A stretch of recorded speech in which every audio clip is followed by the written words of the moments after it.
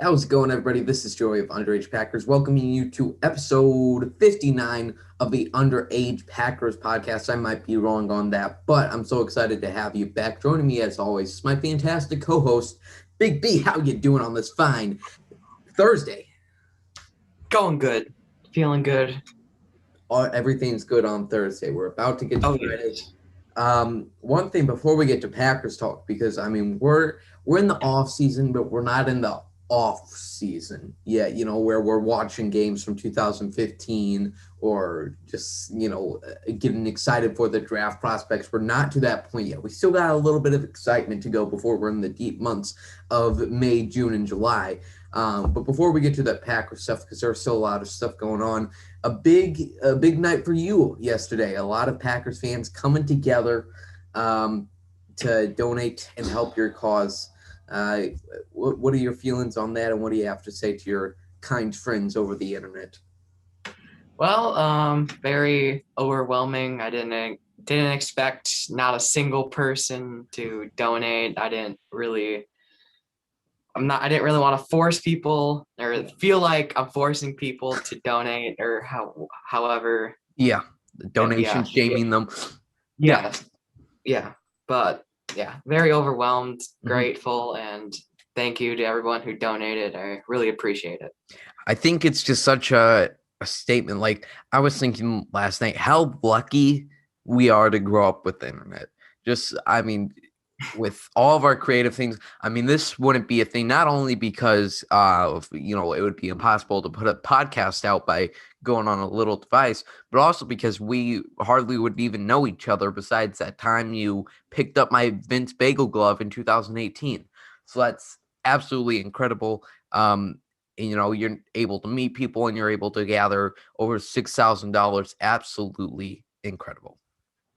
And I said, I tweeted that out last night. I said the internet is an incredible place, and then I saw somebody say Brian Gutekunst is the worst GM of all time, and then I quote tweeted that. I said, okay, maybe the internet is not so great of a place, but Yeah. we'll talk a little bit about that later, because in the weeks following the NFC Championship loss, there's always going to be some idiots on Twitter. But let's start with the defense coordinator hire of Joe Barry, the linebackers coach for the LA Rams. He was going to be the passing game coordinator for the Chargers, but a promotion coming from him for the Packers. So this is a really interesting hire. We didn't talk when all the candidates were going around of Giro Evero, Jim Leonard. That would have been an interesting episode to talk about Jim Leonard. But after about 9 or 10 candidates they interviewed, they hired Joe Barry, whose track record, he has been a DC before, as many Packers fans were calling, but his track record is not that great. He defense coordinator for 2 separate stints. Both times he got fired after 1 year. That's because his numbers were awful. He was with the 0-16 2008 Lions. He was with the 2015 Washington Redskins, for our presently known as the Washington football team. So, Big B, what are your initial thoughts on this hire? Oh boy. All right. Trying to think back to what I thought. I was like, who is this guy and why did we hire him? Pretty much. Yeah. And then I saw that he was the defensive coordinator for the Lions when they went 0-16. I'm like, what are we doing? Yep. But now I'm like, well, okay. Gotta trust Matt here. Exactly. You just gotta trust him. That's the whole thing. I'm like, look, Matt LaFleur saw those numbers. He didn't bring them in an interview. He said, oh, well, he seems like a nice enough guy. He looked at his jobs. He looked at his numbers in Detroit and Washington, and he still thought there was a reason to hire him. And no matter what some people think, because supposedly Matt LaFleur making the right choice and kicking the field goal in the fourth quarter is the reason we shouldn't trust him with his defense coordinator choice, even though he's had 13-3 back-to-back seasons in the NFC Championship. Whatever. I trust Matt LaFleur. I'm going to let it play out. Sure, am I a little frustrated that it's not Evero or Leonard who is more promising or exciting? Yes. But I'm not going to sit here and say the Packers are going to have a bottom 10 defense next year because the Packers hired someone that has fielded a number 10 defense before. You got to take into consideration the personnel he had, the players he had, and all of that good or not so good stuff. Big B, what do you think of the overreaction by fans on Twitter. And what do you think overall? Because I thought Aaron Nagler, our great friend, brought up a great point that it's real, or maybe it was Rob Domofsky brought up a really great point that it was similar to the Matt LaFleur hire, where it wasn't necessarily Rob Reichel, as Rob Reichel pointed out, that Matt LaFleur's numbers in his Tennessee offense weren't the best, but it's more so because he was running that McVay Shanahan scheme that they ended up hiring him. So what do you think of the general hire, or the fans' reaction to the hire, and kind of just what he brings with the Vic Fangio defense? Well, I wasn't surprised at all by the reaction because I knew Packers fans were going to find something and then complain about it on Twitter and then say, oh my God, now we got to fire him, even though he hasn't even coached one game or had one practice yet. So, yeah, I'm pretty much used to it by now. Yeah. It's ridiculous that they think it's like there are 32 NFL head coaches in the world. There are 32 NFL general managers in the world. If you don't want to call them football geniuses, as I mentioned, as I termed in a video I made after the hire, sure, you cannot call them football geniuses. But I know one thing: they know a lot more than me. They know a lot more than Big B, and they know a lot more than you. We're much smarter than you. I hope you get used to that by now. Joking, of course, but not really. Now let's talk about some other Packers news, upcoming Packers free agents here. We got some big ones coming up, and this kind of happens every year. When you have good players, you have to have good money.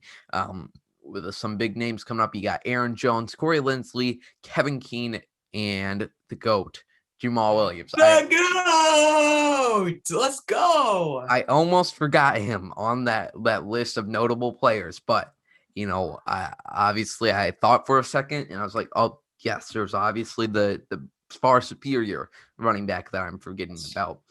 I can't believe he fired his agent. Can we just talk about that for a second? Jamal Williams fired his agent, and I could not believe it. I was like, wow, this man is having a rough time this offseason with Aaron Jones. Now Jamal Williams firing him. For the guy, Only you would care about that. Like, I know, isn't that crazy? I do feel bad for the guy though, because he liked one of our videos we put out on Twitter, Elias Steinbergers. He also was I don't know if he's Aaron Rodgers' original agent, but if you look, oh yes, he's very notable players. I'm probably pronouncing his name wrong, but Baker Mayfield, Patrick Mahomes, Ben Roethlisberger. He's one of the most notable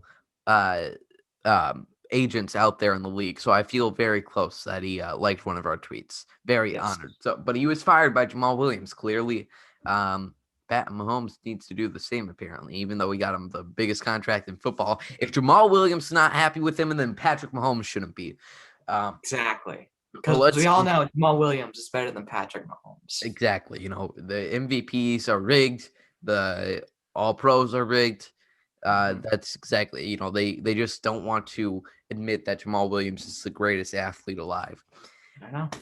All right, so let's talk about those players getting into contract talks. It's going to be interesting with how the cap shifts out, and that's why I think you've seen the Packers have offered Aaron Jones plenty of offers, and he wants more guarantees.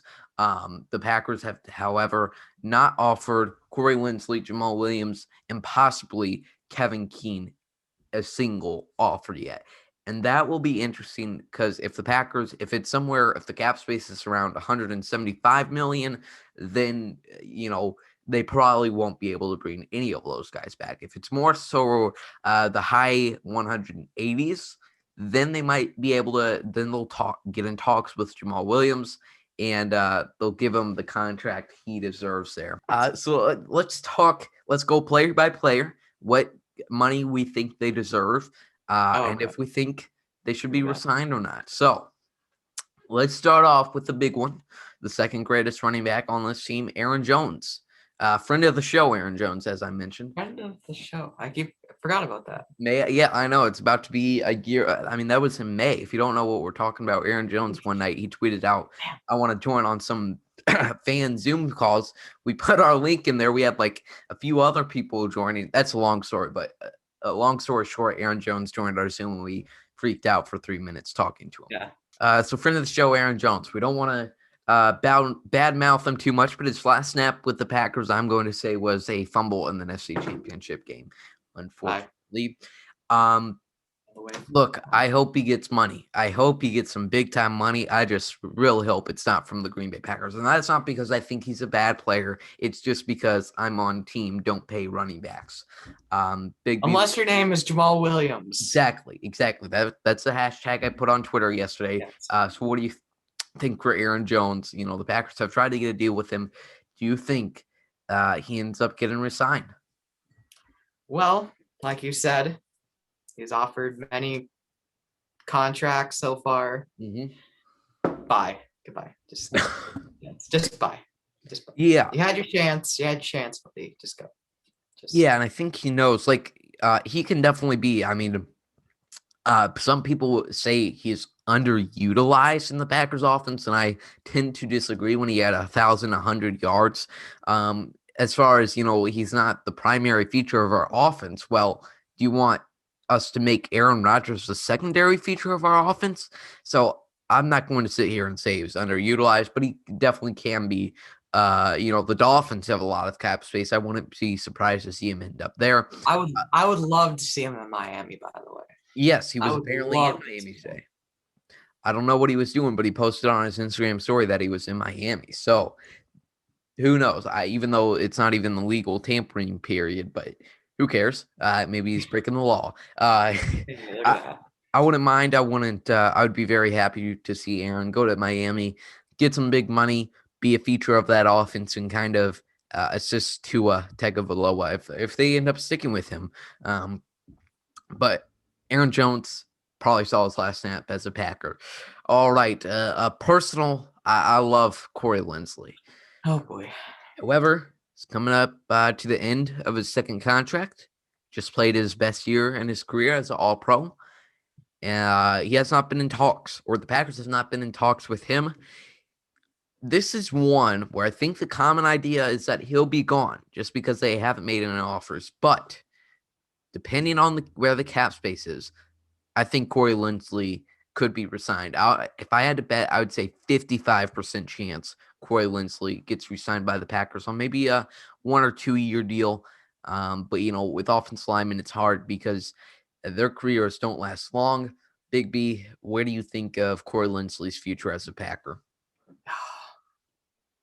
Man, it's really hard to say because you don't want to break up the O-line. Yeah. That's just something I would not want to try to do right now.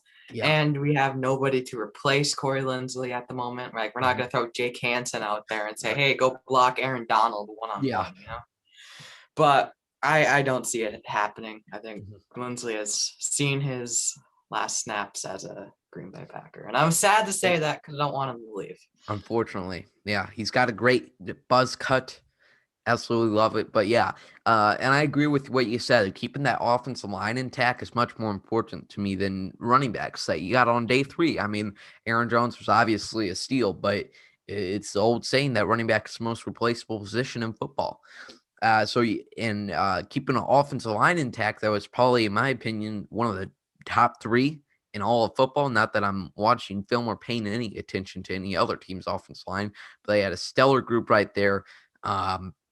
3 Pro Bowlers. Or they should have all been all pros with David Bakhtiari, Elton Jenkins, Corey Linsley, and then you have Billy Turner, who is an excellent right tackle that nobody gives credit for. So I love to see that offensive line intact. You don't have to worry. You can slide another running back in there that would set up A.J. Dillon great for success when he's the starter next year. You really just said that, didn't you? I just had to throw it in. Just said that. And you thought I wouldn't noticed, wouldn't you? Wow. Subtle. And then, you know, it also, as Aaron Rodgers goes down, his inevitable regression, you know, that offense line keeps them intact. So it's going to be sad, but I do think we'll just have to see what talks happen with Corey Linsley. All right, we got 2 more. Before we get to Jamal Williams, because I'll let you go on your big excitement. about him. Let's talk about Kevin Keane, not just with his contract.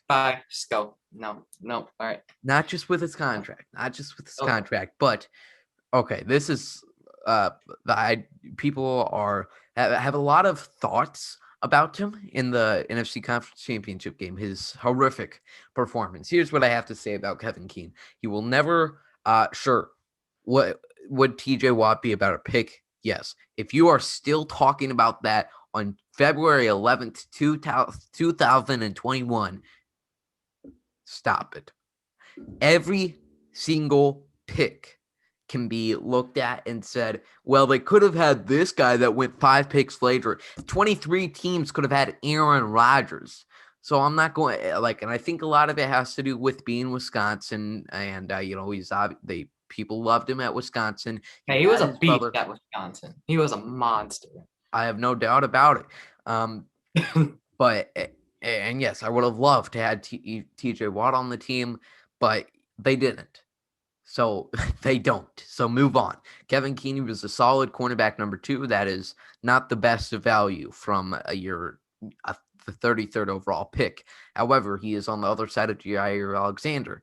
If you have the option to throw from Kevin Keane and Jaire Alexander, who are you going to throw it to 89% of the time? Kevin Keane. Tom Brady picked on Kevin Keane all day. That's what happened. Is he going to get a contract extension with the Packers? Absolutely not. And no, for the people that are blaming this whole loss on Kevin Keane, that is absolutely ridiculous. So the play before the half, the touchdown before half, sure, it's stupid that he got burnt by Scotty Miller, but it also would have been nice if Mike Pettin or Matt LaFleur gets in there and says, why is Kevin Keane, our physical cornerback, on the fastest wide receiver on the Buccaneers in single high coverage? I will never understand it. So no, I'm not going to sit here and say that Kevin Keane, deserves all the fault for us losing. That's all I have to say about that. But yes, he will not be a Packer next year. All right, finally, Jamal Williams. Now I'll give my La La Land answer. And then I'll say, since Packers management is just so they're so deluded that they can't see the greatness of Jamal Williams. I'll see what I realistically see happen. But Big B, make your pitch for Jamal Williams to be re-signed by Brian Gutekunst. Okay. Brian, we've been best friends for a very long time. I got your autograph at minicamp a couple years ago. Very nice. I should have asked for it, but I was too nervous. Yeah, he was a very nice guy. He had a nice conversation with him. Asked what autographs I got at training camp. But Brian, we've been best friends for a while now. Yeah. And if you take Jamal Williams away from me, the city of Green Bay, Wisconsin, and the Packers organization, you are delusional. I'm sorry to say, I'm sorry, Brian, but you are a delusional man. Jamal Williams has one of the greatest characters in all of the NFL, and he is just one hell of a football player. He has not fumbled once in his career, not even the college even. He has very few fumbles in college, not a single fumble in the NFL. So that's it. The GOAT, Jamal Williams. Re-sign him, 10-year extension. Big B has defended Brian Gutekunst in some of Brian Gutekunst's most criticized moments. He was here criticizing the Jordan Love pick. He was here criticizing the whole 2020 draft. He was here criticizing every move that Brian Gutekunst has made, or defending every move that Brian Gutekunst has made. But he is telling you right now that if you don't re-sign Jamal Williams, he will lose all faith in you, Brian. Yep. Let's hope there will be hell to pay. You might have to get a restraining order, because if you mess with Jamal Williams, you're messing with me, all right? For legal reasons, that is not a threat. That is not a threat, but it might be. All right, yeah. We'll talk realistically. Well, that's not realistic, but just That is very realistic. That here's is what the I most see happening. realistic. Here's what I see happening. I would say there's a greater chance that he's resigned than any of Corey Linsley, Aaron Jones, or Kevin King. I still don't see it being that high. But once again, we have no idea what the cap space looks like. So that is yet to be seen. And one other thought before we end it off. Like, Hell, even a franchise tag. All right, I don't care that I just cut you off right there. Even a franchise tag. Just do something for Jamal Williams. Give him the money. $8 million for 1 year is a steal with Jamal Williams. Yeah. Saving a lot of cash there, Brian. Get on it, buddy. All right. All right, now you can talk. Jamal should have just hired you as agent. Hey, might as well. So I'll be very good for his Hall of Fame, getting into the Hall of Fame. Oh yeah, that would be legendary. All right. One last thing I was thinking of last night. I have way too many thoughts. I was struggling to fall asleep last night because I was thinking about a lot of things. But one thing was like just how crazy the salary cap is in the NFL. Like 198 million. Like you can imagine that. But now for 32 teams. That is insane. That's somewhere in the billions. That's what I know that much. It's absolutely crazy how much NFL makes. And it's like, anytime someone says, well, this X job deserves much more money because they're being much braver, like teachers. And while I do agree with that, are teachers being monetized for 2 million people every Sunday, 90 million for the Super Bowl? Like, I'm not saying they don't deserve to be paid more. I'm just saying the NFL has a giant machine, and that's what it is. It's not because people are taking money out of their wallets. They this is because they sit there and they I go down into my basement every weekend and I sit down for 9 hours and watch football. That's why there's so much money. So I don't know what the point of this rant is. I'm just saying the NFL has a lot of gosh dang money. I don't know why you're yelling over here about the salary cap and saying that they have a lot of money, but all right, that was fire. All right. Well, final closing thoughts. Make sure I'm telling you, people, Underage Packers is going nowhere this offseason. We'll probably, obviously with no games to recap or preview a little bit more off and on. But I'm telling you, people, we got some exciting stuff planned. We are just about to head into Zoom for our production meeting for a series we are planning next week. You are not going to want to miss it, not because it's not only because it's going to be very entertaining, but also because of our first guest on that show. I'm so excited for it. Big B, any final closing thoughts before we sign off for this week? Nobody cares about this, but Aaron Rodgers got engaged, baby. Oh, how could we miss married. That? We talked about that. We had it in our preempt script. So I wanted to talk about this because Aaron Rodgers in his MVP speech, he just dropped the bomb that he's engaged. And the reason I want to talk about this because Big B is a lot of people, they don't care about that, but Big B pays a little bit more attention to it. And the reason this is a story that I want to tell is because last summer when the news came out that he broke up with Danica, dude, that was a hard 24 hours for me. I literally cried like for at least an hour. He went on Instagram Live and it was the funniest thing I have ever seen when Rodgers broke up with Danica. He's talking, I don't know if he's being dramatic or not, but he says, man, mom and dad broke up. And then, he's going on his tangent about how sad he is that they broke up. And then all of a sudden, out of nowhere, he pulls out this car. Let's see it. The Danica car. Yep. I can't remember if you said something like, what am I going to do with this now? What the hell am I going to do with this now? I have no reason to have it now. Is there any memorabilia you're planning to? What does Shailene Woodley do? Isn't she like in some show? I don't know. You have to get. I do know that she did a movie about 2 kids having cancer, so that's pretty cool. Oh, that is pretty awesome. So yes, and they had a fundraiser thing, and my doctor was there. So Yeah, That is get a film poster of that, and then you'll have the Shailene memorabilia. yeah. All right, that's all we got for you today. What a wild episode. Well, Oh man. welcome to the off season, people. Make sure you follow us at Underage Packer, subscribe to our YouTube channel, give us a good rating on Apple Podcasts, just because I like seeing that when I look up our podcasts on Apple. Other than that, that's all I got for you today. Big B, what do you got for the people?